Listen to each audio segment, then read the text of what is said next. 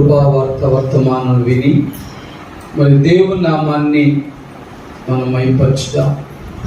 దేవుని ద్వారా గొప్ప సత్యాలు మనం నేర్చుకుని మరి కడవరి దినాల్లో అచ్చు దినాల్లో బలమైన మరి సాక్షులుగా మనం ఉండాలి. మరి లోకంలో ఎక్కడ చూసినా క్షేమం లేదు. ఎవ్వరి హృదయంలో, ఎవ్వరి గృహంలో, ఏ ప్రాంతంలో చూసినా భయంకరమైన వార్తలు వింటా ఉన్నాం. కానీ ఒక గొప్ప మాట మరి దినమున మీకు మరి కృపా వార్త వర్తమానం వింటున్న మీ అందరికీ నేను తెలియజేస్తాను. మరి లోకము ఎంత భయంకరముగా ఉండినా దేవుని వెంబడిస్తున్న వారికి, దేవుని ఆరాధిస్తున్న వారికి కలిగే గొప్ప మేలులు ఎలా ఉంటాయో నా సొంత మాటలతో కాదు కానీ పరిశుద్ధ గ్రంథములో నుంచి కీర్తన గ్రంథము 23వ కీర్తన 6వ వచనాన్ని ధ్యానం చేసుకుందాం. నేను బ్రతుకు దినములన్నీయు కృపాక్షేమములే నా వెంట వచ్చును. చిరకాలము యెహోవా మందిరములో నేను నివాసము చేసేదను. దేవుని స్తోత్రం చెప్తాను. హల్లెలూయా చెప్తాను. హల్లెలూయా హల్లెలూయా. ప్రియులారా, ఇక్కడ చక్కని మాట కీర్తనకారుడు మనకు తెలియజేస్తున్నారు. మరి ఇందులోంచి రెండు మాటలు మీకు చెప్పి మరి మనము ముందుకు సాగిపోదాం. మరి ఇందులో మొదటి లైన్ అంటాడు కీర్తనకారుడు, నేను బ్రతుకు దినములన్నీ ఏమొస్తాయండి? కృపా క్షేమములే అది నా వెంట వచ్చును. దేవుని స్తోత్రం. మరి తీయతి గాని తిమోతికి రాసిన పత్రికలో పౌలు గారు తిమోతి గారితో అంటాడు, అంత్యకాలమందు అపాయకరమైన కాలములు వచ్చునని ఎరుగుడి. దేవుని స్తోత్రం. ఏంటంటే అంత్య దినములలో ఏమొస్తాయి? అపాయకరమైన కాలాలు. మరి ఈ రోజుల్లో మనము ఆ వాక్యము చెప్పినట్లుగానే ఉన్నాం.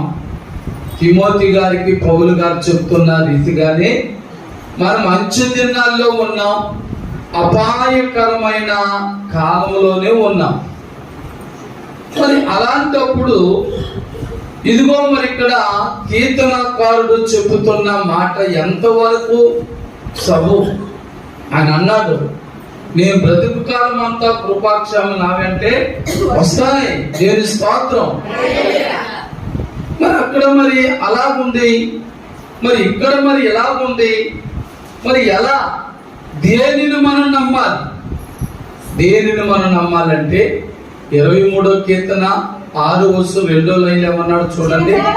చిరకాలము యెహోవా మందిరములో. దేవుని స్తోత్రం.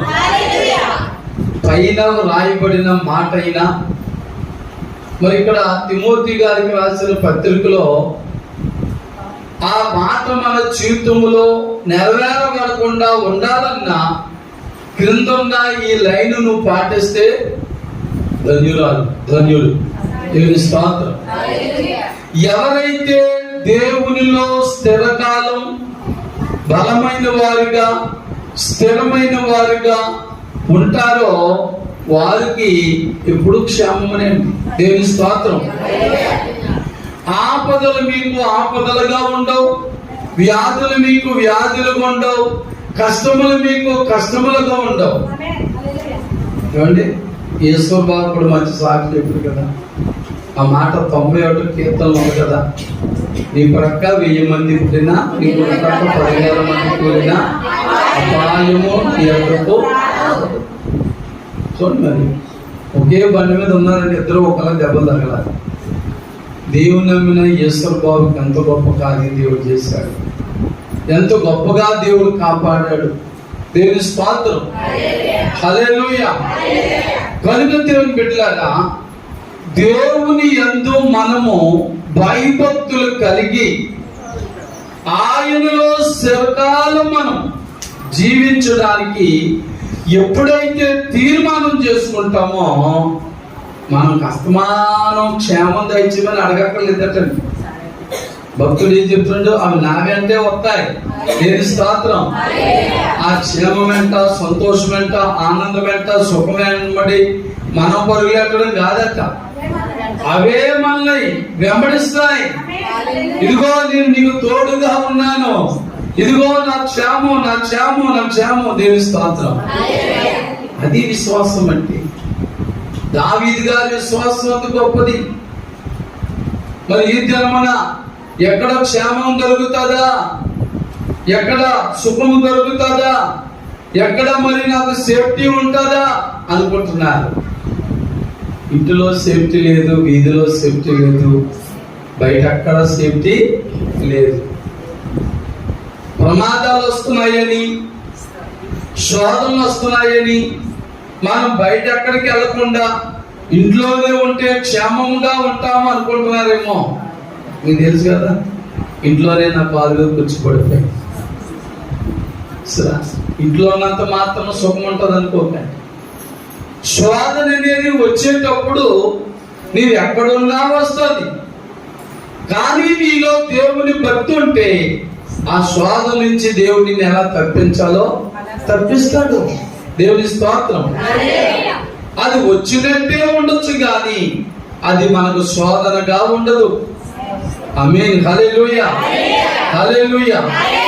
కనుక మరి 6వ వచనములో కీర్తనకారుడు చెప్పినట్లుగా మనము నేర్చుకోవాల్సిన సత్యం ఏంటంటే దేవునిలో మనం ఎంత స్థిరముగా ఉన్నాం. బైబిల్ చెప్తున్న కొత్త నిబంధనలో క్రీస్తులో మీరు కదలని వారుగా స్థిరులుగా ఉండడం ఉంది. దేవుని స్తోత్రం. ఒక్కసారి ప్రభులోనికి మనం వచ్చినప్పుడు, ప్రభుని మనం నమ్ముకున్నప్పుడు మన విశ్వాసం, మన భక్తి, మన ప్రార్థన జీవితం ఎలా ఉండాలంటే కదలని వారిగా ఉండాలి, స్థిరమైన వారిగా ఉండాలి.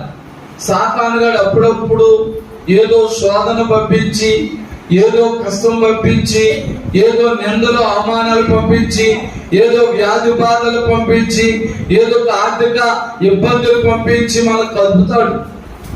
ఏమైనా కదులుతామేమోనని, ఏమండి, ఏమైనా కదులుతామేమోనని కదుపుతాడు. కానీ మనం ఎలా ఉండాలట? యెరూషలేము చుట్టూ కూడా సియోను పర్వతములు ఎలాగా కదలనట్లుగా కదలక స్థిరముగా ఉన్నాయో మన విశ్వాసం, మన భక్తి, మన ప్రార్థన జీవితం అలాగే స్థిరమైనదిగా ఉండాలి. ఆమేన్. హల్లెలూయా, హల్లెలూయా. మరి దావీదు గారు సుఖాలను బట్టి ప్రార్థన చేసిన వాడు కాదు, సంతోషాన్ని బట్టి ప్రార్థన చేసిన వాడు కాదు. మరి దావీదు గారి జీవితంలో ఆయనను తల్లిదండ్రులు విడిచిపెట్టిన, సోదరులు విడిచిపెట్టిన, అతడు అరణ్యములో ఒంటరిగా గొర్రెల కాపరిగా ఉండిన, ఏ విషయంలో కూడా నన్ను వాళ్ళు వదిలేశారు, వీళ్ళు వదిలేశారు, వాళ్ళు పట్టించుకోలేదు, వీళ్ళు పట్టించుకోలేదు అని ఆ మనసే లేదు. కానీ నా ప్రభు నాకు తోడుగా ఉన్నాడు. అదే నమ్మిక. నిజంగా నాకు నీకు అలాంటి నమ్మిక ఉండాలి. మనమేమనుకున్నాం, మా బంధువులు ఉన్నారండి బోడు బంధువులు. ఎందుకంటే కష్టాల్లో, బాధల్లో, వ్యాధుల్లో, శోధనలో ఎవరు పరామర్శించేవారు లేరు, పలకరించేవారు లేరు, రూపాయి డబ్బులు సహాయం చేసేవారు లేరు అనుకుంటాం. మనం దేవుని నమ్ముకున్నవారు, దేవుని మీద ఆధారపడిన వారు, దేవుడే మన సర్వమని, దేవుడే మన సమస్తమని మరి ఎరిగి ప్రభు మీద ఆనుకున్నాము కనుక ఇక మనుషుల మీద మనము ఆధారపడవలసిన అవసరం లేదు. హల్లెలూయా. అవసరమైతే ఎవరిని ప్రేరేపించి, ఎవరిని ప్రోత్సహించి, ఎవరితో మాట్లాడి నీ అవసరత తీర్చాలో, నీ అక్కర్లు తీర్చాలో దేవుడు తెలుసు. మన అరణ్యంలో ఏలియా జీవితం మనకు తెలుసు. కాకులతో కడుపు నింపినవాడు. దేవుని స్తోత్రం. కాకి స్వభావం మనకు తెలుసు. మన దగ్గర ఉన్నది పట్టుకోవడమే కానీ ఎవరికి పెట్టే స్వభావం లేదు. అలాంటి కాకులు సైతము కూడా దైవజనుడు ఆకలితో ఉండి ప్రార్థనలు చేస్తుంటే, దేవుని మీద ఆనుకుని ప్రార్థనలు చేస్తా ఉంటే దేవుడే పంపించాడు. హల్లెలూయా.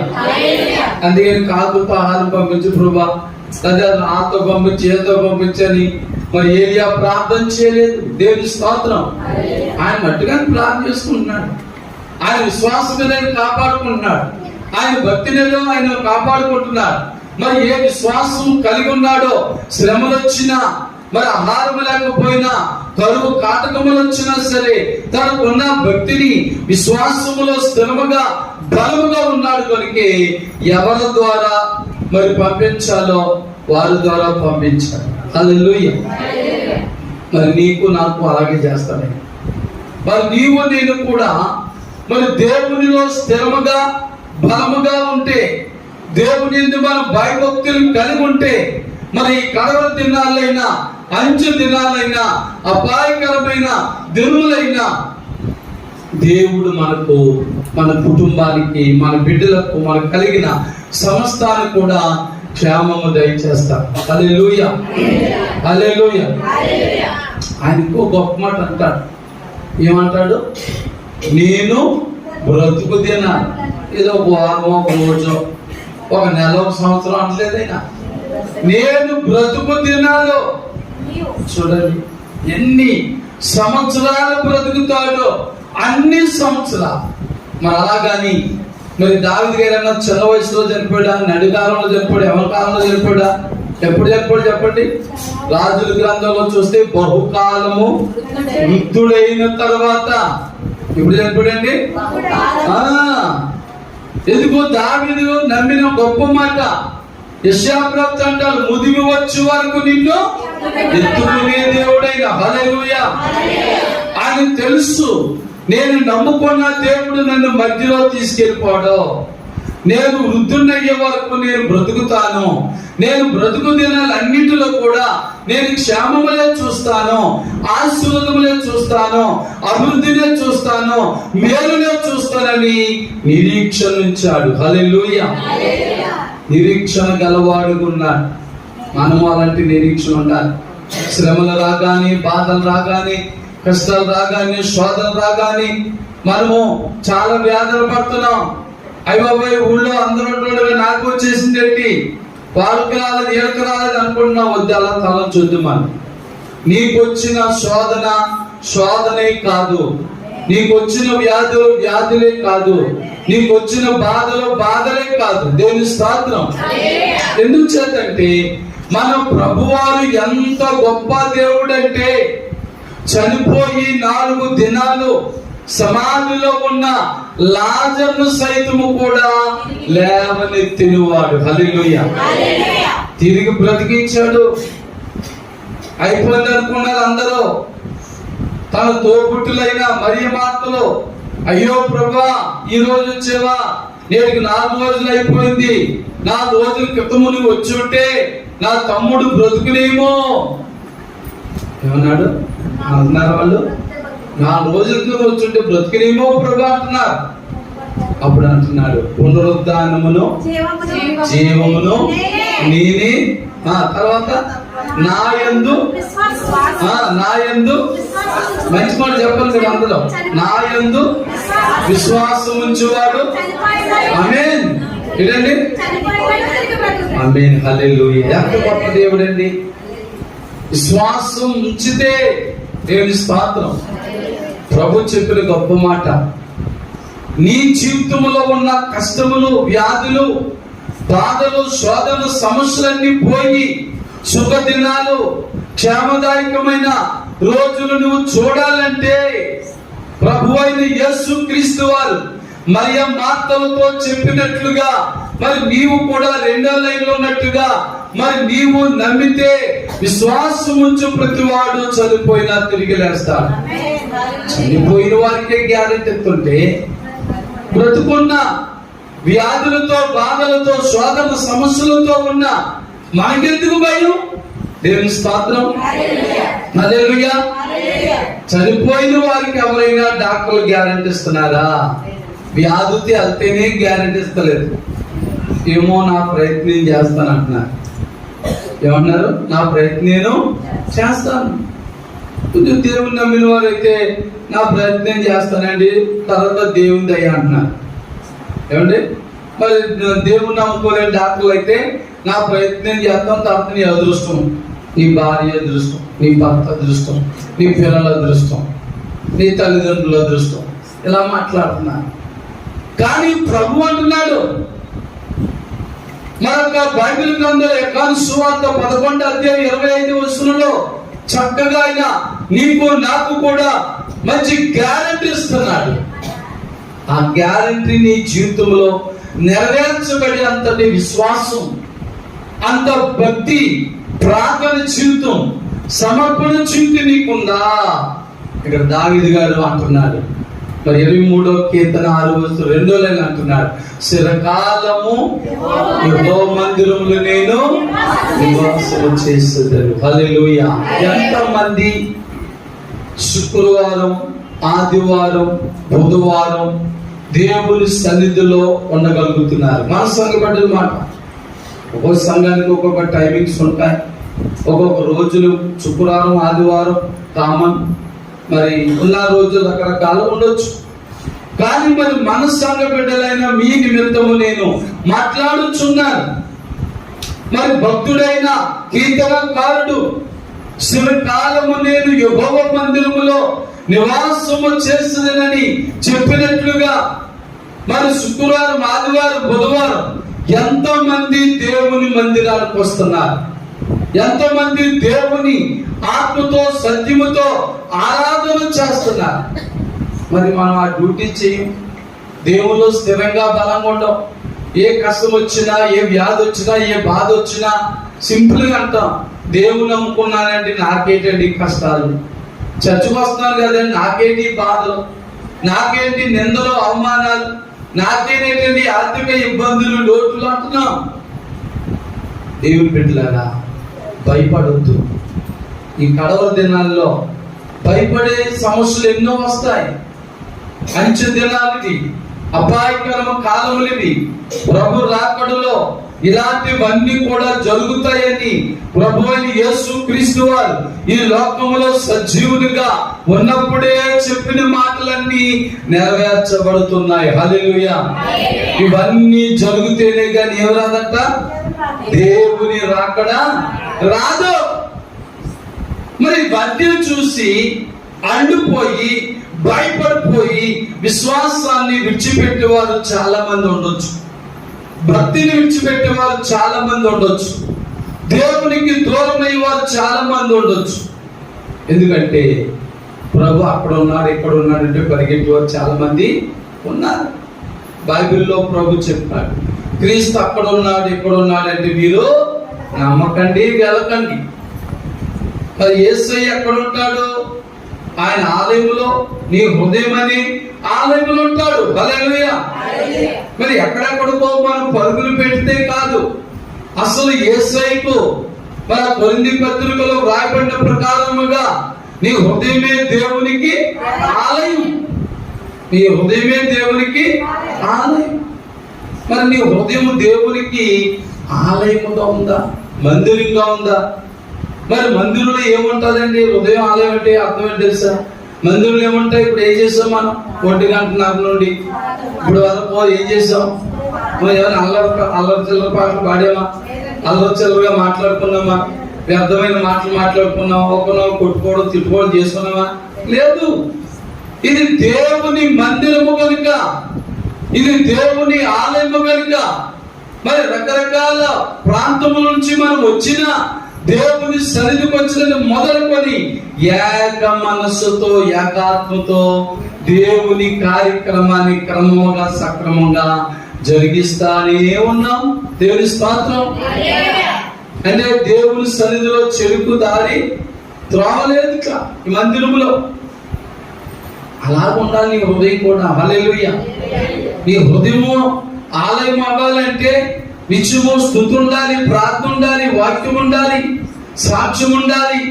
దేవుల్లో బలమైన వ్యక్తిగా మరి నీవు ఉన్నప్పుడే నీ హృదయము దేవునికి ఆలయం అవుతుంది. కానీ మరి లోకమంతా తీసుకొచ్చి నీ హృదయంలో పెట్టుకుంటే మరి నీ హృదయము దేవునికి ఏం ఆలయం ఎలాగవుతుంది? మరి అప్పుడు ఏమవుతుంది? పాప హృదయం అయిపోద్ది, అపవిత్రం అయిపోద్ది. దేవుని బిడ్డలారా, అపవిత్రముగా ఉండే స్థలములో ప్రభువారు ఉండరు. ఎల్లరికైన కర్త కాదు. ఎక్కడైతే పరిశుద్ధత ఉంటుందో అక్కడే ఉంటాడు. ఎందుకైనా పరిశుద్ధుడు. అందుకని ఏమన్నాడు? నేను పరిశుద్ధులు కనుక మీరు కూడా పరిశుద్ధులుగా ఉండాలి. దేవుని స్తోత్రం. అలాగా వాక్యానుసారమైన జీవితాన్ని మనం కలిగి ఉండి ప్రభులో స్థిరమైన వారిగా, బలమైన వారిగా మనం ఉన్నట్లయితే ఈ కడవర దినాల్లో భయపడవలసిన పని నీకు గాని నాకు గాని లేదు. వస్తాయి, శోధనలు వస్తూ ఉంటాయి, పోతా ఉంటాయి. వాటిని చూసి మనం వెళ్ళిపోతే, భయపడిపోతే మన విశ్వాసం సన్నగిల్లిపోతుంది. అందుకే మరి బైబిల్ చెప్తుంది, విశ్వాసం మనకు కర్తవ్య దాన్ని కొనసాగించేవాడైనా యేసు వైపే చూడాలి కానీ లోకం వైపు మనం చూడవలసిన పని లేదు. మనుషుల వైపు చూడవలసిన పని లేదు. అధికారుల వైపు కూడా, ధనవంతుల వైపు కూడా, బలవంతుల వైపు కూడా, బంధు మిత్రుల వైపు కూడా, ఏ మనుషుల వైపు మనం చూడవలసిన అవసరం లేదు. దేవుని స్తోత్రం. ఎందుకంటే ఎవ్వరు కూడా ఆపద వచ్చినప్పుడు, అపాయం వచ్చినప్పుడు, కష్టం వచ్చినప్పుడు మనం తప్పించేవారు ఎవరు కూడా ఉండరండి. అదే నేర్చుకున్నాడు భక్తుడైన దావీదు. అందుకైన దేవుని మీద ఆధారపడ్డాడు. దేవుని మందిరానికి, దేవుని సన్నిధికి, మరి దేవుని ఆరాధనకు ప్రాధాన్యత ఇచ్చి ఒక మంచి సమర్పణ చేసుకున్నాడు, ఒక మంచి తీర్మానం చేసుకున్నాడు. దేవుని సముఖంలో ఆయన ఒక స్థిరమైన బలమైన వ్యక్తిగా ఉన్నప్పుడు ఆయన ఎలాంటి స్థితి నుంచి ఎలాంటి స్థితికి వచ్చాడో మీకు తెలుసు కదా. ఒక అడవిలో ఒంటరి వాడిగా ఉండి గొర్రెల కాపరి స్థితిలో నుండి రాజుగా సింహాసనం ఎక్కేటువంటి స్థితికి వచ్చాడు. హల్లెలూయా. మరి ఏమి రప్పించింది? ఆయన కష్టపడినంతగా, రాత్రనక పగలంతగా కష్టపడి సంపాదించినంత, మందలు, గొర్రెలు, మేకల మందల్ని పెంచేసుకున్నందుగా, లేక మంచి మంచి ఉద్యోగాలు, వ్యాపారాలు చేసినందుగా, అదే తన వెనకాల ఎవరు అన్నగారు 7 ఉన్నారు, పేరుకి తల్లిదండ్రులు ఉన్నారు. అది ఎవరైనా అతను ప్రోత్సహించారా? ఎవరైనా అతన్ని హెచ్చించారా? లేదు. తనకున్న భక్తి, తనకున్న ప్రార్థన జీవితమే ఒకానొక దినమున ఆయన ఒక ఉన్నత స్థితిలో పెట్టింది. దేవుని స్తోత్రం. వేళ మనం అనుకోవచ్చు, మా తల్లిదండ్రులు ఉన్నవారైతే, మా బంధుమిత్రులు ఉన్నవారైతే, నా స్నేహితులు ఉన్నవారైతే నాకు ఏదైనా చేదులేమో, అందరూ నాకు లేని వారే ఉన్నారు అని బాధపడేవారు ఉంటారు. వద్దు, ఉన్నాయి ఎవరు పెట్టరు. ఏంటి అది బిడ్డ అంటుంది, పెట్టినా చెబుతారు. కానీ ప్రభు ఇస్తే ఎలాగిస్తాడని తెలుసా? అందరూ కూడా అసూయపడిలాగా ఇస్తాడట. హల్లెలూయా. నేను చూసి అందరూ ఏం పొందుతారట? అసూయపడతారు. ఇది నిన్న మొన్నటి వరకు ఇది హీనంగా ఉండేది, దీనంగా ఉండేది, ఇల్లు లేకుండేది, బట్ట లేకుండేది, ఆహారం లేకుండేది. ఈ రోజు ఎంత అభివృద్ధి, ఎంత ఆశీర్వాదమా, ఎంత ఉన్నత స్థిత, అందరూ అసూయపడతారట. అది అసలైన ఆశీర్వాదం. దేవుని స్తోత్రం. హల్లెలూయా. అది నా గొప్పదా ప్రభువా, అంత గొప్ప భక్త నాది అనుకోవద్దు. దేవుని స్తోత్రం. ఆయన చెప్తున్నాడు, పెంట కుప్పల మీద పైకి లేవనెత్తువాడు ఆయనే. హల్లెలూయా. మరి దావీదు గారు అరణ్యములో ఒక పెంట కుప్ప వలె ఉన్నటువంటి ఆయన్ని పైకి లేవనెత్తాడు. హల్లెలూయా. సమూయేలు ప్రవక్త మరి తన కుమారులలో ఒకరిని అభిషేకిస్తానని సమూయేలు ప్రవక్త వచ్చినప్పుడు తండ్రి ఎంతమందిని సమకూర్చాలి? 80 మందిని సమకూర్చాలి. దావీదు గారు తల్లిదండ్రులకు 80 మంది సంతానం, కానీ 7 సమకూర్చాడు. ఈయనే మర్చిపోడు, కన్నవాడే మర్చిపోయాడు. ఆ 7 అనుకున్నాడు తండ్రి, ఓ వీరులు సూర్యులు నా కొడుకులు, రాజ స్వరూపం ఉన్నవారు, రాజులు అయిపోతారు. నా 7 కుమారులలో ఎవడో ఒకడు రాజ్యాధిపతి, ఓ రాజు అయిపోతాడు అనుకున్నాడు తండ్రి కూడా. ఎవరి వల్ల అవ్వలేదు. సమూయేలు అంటున్నాడు, ఇంకెవరైనా ఉన్నారు? అబ్బాయి ఇంకెవరున్నారు? ఇంకా అందరిని తీసుకొచ్చింది. ఆలోచించు. సమూయేలు కూడా డౌట్ పడుతున్నాడు, ఏంటి నేను రాంగ్ డైరెక్షన్లో వచ్చినా? నిజంగా ప్రభు ఇంటి కోసమే చెప్పాడా, వీరి కోసమే చెప్పాడా అనుకుంటున్నాడు. మళ్ళా అంటున్నాడు, ఇంకా ఎవరైనా ఉన్నారేమో ఆలోచించి ఒకసారి అని యెషయితో చెప్తా ఉంటే అప్పుడు ఆయన గుర్తుకొచ్చాడు. ఉన్నాడంటే ఒకటి ఎందుకు పనికిరాని వాడు. చూసారండి, గొర్రెల కాపురం ఉన్నాడు అడవిలో. తల్లిదండ్రులకు ఒకవేళ మనం ఎందుకు పనికిరాని వాళ్ళుగా అనుకోవచ్చు, బంధుమిత్రులు మనం ఎందుకు పనికిరాని వారు అనుకోవచ్చు, లేకపోతే మన స్నేహితులు శ్రేయభిలాషులు మనం ఎందుకు పనికిరాని వారు అనుకోవచ్చు. కానీ నీలో స్థిరమైన బలమైన ప్రార్థన జీవితం, భక్తి జీవితం ఉంటే నీ భక్తి జీవితమే, నీ ప్రార్థన జీవితమే నిన్ను ఒక ఉన్నత స్థితికి నడిపిస్తారు. హల్లెలూయా. వచ్చాడు వాళ్ళంతా సుందరుడే, దావీదు గారు సుందరుడే, కానీ డ్రెస్ వస్తే అన్నలంతా సౌందర్యంగా లేవు, అన్నలంతా చక్కగా లేడు, క్రమంగా లేడు. కానీ దేవుని ఏర్పాటులో ఉన్నాడు. దేవుని స్తోత్రం. మరి ఆ రంగును బట్ట, అందాన్ని బట్ట, చదువును బట్ట, విద్యను బట్ట, ఉద్యోగాన్ని బట్టి కాదు, కేవలము భక్తిని బట్టి. దేవుని స్తోత్రం. కాబట్టి కేవలం భక్తిలో స్థిరపడిపోయాడు. ధనములో బలములో స్థిరపడకపోయిన భక్తిలో ప్రార్థన జీవితంలో స్థిరపడ్డాడు. కాబట్టి తాను ఊహించలేదు, తన అన్నలు ఊహించలేదు, తన తల్లిదండ్రులు ఊహించలేదు, కానీ సడన్ గా రాజు అయిపోయాడు. హల్లెలూయా. అందరూ ఆశ్చర్యపోతున్నారు. ఏంటి విడ్డూరం, ఏంటి ఆశ్చర్యం, ఏంటి ఆశ్చర్యం అంటే తన భక్తి. దేవుని స్తోత్రం. ప్రియులారా, మరి నీలో అంత గొప్ప భక్తి ఉండాలి. నీలో నాలో కూడా అలాంటి స్థిరమైన బలమైన ప్రార్థన శక్తి, ప్రార్థన జీవితం, ప్రభులో స్థిరులుగా కథల వారిగా మనం ఉన్నప్పుడు ఏదో రోజు, ఏదో ఒక వారం, ఏదో నెల, ఏదో సంవత్సరం నిన్ను నన్ను తప్పగా దేవుడు దీవించేస్తాడు. హల్లెలూయా. ఒకవేళ నీకంటే వెనకాల నమ్ముకున్న వారు దీవించబడ్డారని బాధపడొద్దు, భయపడొద్దు. వాళ్ళకు ఒక టైం వచ్చింది, నీకు ఒక టైం ఉంది, నాకు ఒక టైం ఉంది. ప్రతి వారికి కూడా ఏముంది? సమయం కాదు. హల్లెలూయా. నీ భక్తికి, నా భక్తికి, మన అందరి భక్తికి తగినటువంటి ఒక సమయం ఉంది. ఆ సమయం వచ్చే లోపల మనం కంగారు పడిపోతున్నాం, టెన్షన్ పడిపోతున్నాం. మరి ఆమె చూసి ఈయన చూసి మరి వాళ్ళకి చేసి దేవుడు నాలుగే లేదు, ఇంక నేను ఎందుకు ఉపవాసాలు చేయడం, ఇంక నేను ఎందుకు చర్చికి వెళ్ళి, ఇంక నేను ఎందుకు బైబిల్ చదువుకోవడం, నేను ఎందుకు అంత నిష్ఠగా ఉండడం ఎందుకులని విశ్వాసంలో దిగజారిపోతున్నాం, భక్తిలోంచి పడిపోతున్నాం. చాలా మంది దేవునికి దూరంగానే అయిపోతున్నారు. కనుక దైవ బిడ్డలారా, అలాంటి విశ్వాసం మనోటి తీసేసుకుందాం. దేవుల్లో బలముగా ఉందాం. మరి ఇక్కడ 23వ కీర్తన 6వ వచనం 2వ లైన్లో చెప్పినట్లుగా, మరి చిరకాలము నీవు నేను కూడా దావీదు వలె దేవుని మందిరములో మనం నివసించడం, దేవుని మందిరం రావడం నేర్చుకుంటే పైనున్న ఆ వాక్యం నీ సొంతం అయిపోదు. నేను బ్రతుకు దినములన్నీయు కృపాక్షేమములే నీ వెంట వచ్చేస్తాయి, నా వెంట వచ్చేస్తాయి. హల్లెలూయా. మరి అది దినాలు ఎలాంటి అవసరం లేదు. ఒకసారి ఇశ్రాయేలు జ్ఞాపకం చేసుకోండి. మరి ఐగుప్తు దేశంలో వారు ఉన్నప్పుడు ఏంటంటే ఐగుప్తు దేశంలో 10 భయంకరమైన తెగుళ్ళు ఉన్నాయి. వచ్చి ఏ ఇంటికైతే ఒక నిలువు గీత, అడ్డు గీత రక్తంతో వేయబడ్డాయో, అనగా సిలువ గుర్తు వేయబడ్డాయో, ఆ సంహారపు దూతలు వచ్చినప్పుడు ఆ ఇంటిని దాటి వెళ్ళిపోయి మనం అనుకోవచ్చు, మా వీధిలో జరిగేతనే మాకు జరగకుండా ఉంటాయా, మా ఊర్లో వరకు వచ్చేసే శోధనలు మాకు రాకుండా ఉంటాయా అనుకుంటా. ఇదిగో ఈ మాట జ్ఞాపకం చేసుకో. దేవుని బిడ్డలారా, ఈ మాటను జ్ఞాపకం చేసుకో. ఇశ్రాయేలు జీవితంలో వారు ప్రభు మీద బలమైన స్థిరమైన విశ్వాసములకు మారిపోయారు.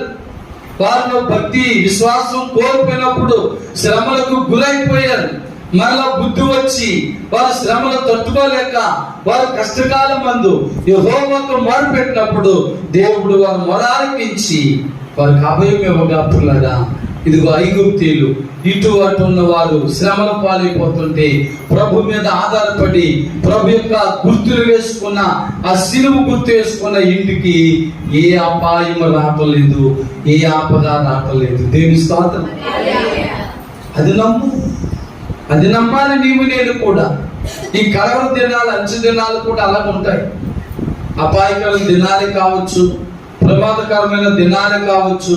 మరి మనం బయటికి వెళ్తే ఎన్నో ఆపదలు శోధనలు వస్తున్నాయి అనుకోవచ్చు. దేవుని సహాయం ఉంటే దాని నుండి తప్పిస్తా. ఈ దావీదు గారు అంటారు, నేను పడుటకు కొంచెములో తప్పితి అంటాడు. కొంచెములో తప్పించే దేవుడు. ఎంత ఘోర ప్రమాదమైన, ఎంత ఘోర ఆపదైన, ఎంత భయంకరమైన ప్రమాదములు శోధనలు వచ్చినా కొంచెములో తప్పించి మనకు ధైర్యమును, బలమును, ఆయుస్సును, ఆరోగ్యమును, క్షమాభివృద్ధినిచ్చే దేవుడైన హల్లెలూయా, హల్లెలూయా. ఇంకా పిల్లరా, నా జీవితం ఎప్పుడైపోద్దో అనుకోవద్దు. నువ్వు నేను భయపడక్కర్లేదు. ఆయన చిత్తం 90వ కీర్తన 3వ వచనం ప్రకారంగా ఆయన పిలుపు వచ్చే వరకు నరులారా తిరిగి రండి అని ఆయన పిలిచే వరకు నువ్వు వెళ్ళవు, నేను వెళ్ళను. ఆయన పిలుపు వస్తే ఇక్కడి నుంచి వెళ్ళిపోవాలి. దేవుని స్తోత్రం. అబ్బే లేదండి మందిరం ఉన్నాను, ఇంటి దగ్గర ఇంకా ఏం సప్ప కట్టుకోలేదు, పిల్లలకి వాళ్ళకి ఏం చెప్పలేదు, భర్తకి ఏం చెప్పలేదు, బంధుమిత్రులకు చెప్పలేదు, ఇరుగు పొరుగు వారికి ఏమి అప్పగంతలు ఇవ్వలేదు, చెప్పలేదంటే ఆగలో. దేవుని స్తోత్రం. అంతే దేవుని బిడ్డలారా, మన పోకడ గురించి కూడా మనం భయపడవలసిన పని లేదు. ఎందుకంటే మరి దావీదు గారిని మనము ఉదాహరణగా తీసుకోవాలి. ఆయన అన్నాడు, నేను బ్రతుకు దినములో హల్లెలూయా. అతనికి నిరీక్షణ ఉంది. నేను దేవుల్లో స్థిరంగా ఉన్నాను కనుక ప్రభు పిలుపు వచ్చే వరకు నేను వెళ్ళను అనుకున్నాడు. ప్రభు యొక్క చిత్తం ఎప్పుడట? ముదిమి వచ్చినప్పుడే. దేవుని స్తోత్రం. ముదిమి వచ్చే వరకు ఆయన మనకు ఆయుష్ని ఇస్తా ఉంటాడు, ఆరోగ్యం ఇస్తా ఉంటాడు. మరి అప్పుడు సమయం వచ్చినప్పుడు ఇదిగో మరి తన కుమారుడైన సొలొమోను పిలిచి అంటాడు కదా, నా కుమారుడా జాగ్రత్తగా భక్తి చేసుకో, విశ్వాసం కొండు, మనుషులు లోకులందరూ పోయే మార్గంలో నేను కూడా పోతున్నాను. వృద్ధుడైపోయాడు. బహుకాలం గడిచే వరకు దేవుడు అతన్ని బ్రతికించాడు. హల్లెలూయా. మరి నీలో నాలో విశ్వాసం ఉన్నప్పుడు మరి ఆయన కూడా నిన్ను నన్ను బ్రతికిస్తాడని నమ్మండి. టెన్షన్ పడద్దు. ఎప్పుడు చనిపోతానో, ఎప్పుడు ఏమైపోతానో టెన్షన్ పడద్దు పిల్లరా. మరి టెన్షన్ వల్లే మనుషులకి బీపీలు, షుగర్లు వస్తున్నాయి. మరి బీపీ, షుగర్ల వల్ల మరి మన హృదయంలో ఉన్న, కడుపులో ఉన్న, దేహంలో ఉన్న పార్ట్లన్నీ పాడైపోయి మనం అనుకున్న దానికంటే, ప్రభు మనల్ని ఉంచాలనుకున్న దానికంటే ముందుగా ఈ లోకాన్ని విడిచిపెడుతున్నాం. దాన్ని ఇప్పుడైనా మారుదాం, ఇప్పుడైనా మార్పు చెందుతాం. మరి నీ జీవితంలో, నా జీవితంలో నిరీక్షణ ఏంటంటే, నమ్మకం ఏంటంటే, నీవు నేను బ్రతుకు దినములన్నిటిను కృపాక్షేమములే మన వెంట వస్తాయని నమ్ముదాం. అలా నమ్మినప్పుడు, నమ్మాలంటే మరి నీవు అన్ని బిల్లు భక్తి చేస్తా నమ్మకం నీలో రాదు. స్థిరమైన బలమైన భక్తి చెయ్యాలి. క్రీస్తులో బలమైన బిడ్డగా ఉండాలి. అప్పుడే ఆ మాట నువ్వు ధైర్యంగా చెప్పగా. లేకపోతే మరి ఏమో ఏమో ఏమో ఇప్పుడేమవుతాను అని ఆ మాటే, ఆ వేదనే నీలో ఉంటారు. కనుక పిల్లరా, మోకరించుదాం ప్రభు సన్నిధిలో. ప్రభు ఇచ్చిన గొప్ప మాటలు, విలువైన మాటలు, దేవుల్లో నీవు నేను కూడా దినదినము కూడా క్షేమాభివృద్ధి పొందుదాం అనే విశ్వాసం కలిగి ఉందాం. దేవుడిచ్చే ఆయుష్, ఆరోగ్యం పొందుకుంటున్నాం అని నమ్ముదాం. మరి నీ ఆయుష్, నా ఆయుష్ పెంచేవాడు ప్రభు ఉన్నాడని మనం నమ్ముదాం. ప్రార్థన చేసుకుందాం. కృపామయుడా యేసయ్య, మీకే వందనాలు, స్తోత్రాలు నాయన. ఈ దినమున 23వ కీర్తన 6వ వచనంలో నుంచి మాట్లాడిన రీతిగా నా జీవితం, మా బ్రతుకులన్నీ బలపరిచి, స్థిరపరిచి, మీ కృప, మీ కరుణ, మీ కటాక్షములు నాకు మాకు మెండుగా దయచేసి బలపరచమని యేసుక్రీస్తు పరిశుద్ధ నామములో ప్రార్థించి వేడుకొనుచున్నాము తండ్రి. ఆమేన్, ఆమేన్. దేవుని స్తోత్రం. హల్లెలూయా. పిల్లలంత వరకు కృపావార్త వర్తమానములు చక్కగా విన్నా మీ అందరికీ ప్రభువుకి వందనాలండి. God bless you, God bless you all. Amen. Hallelujah.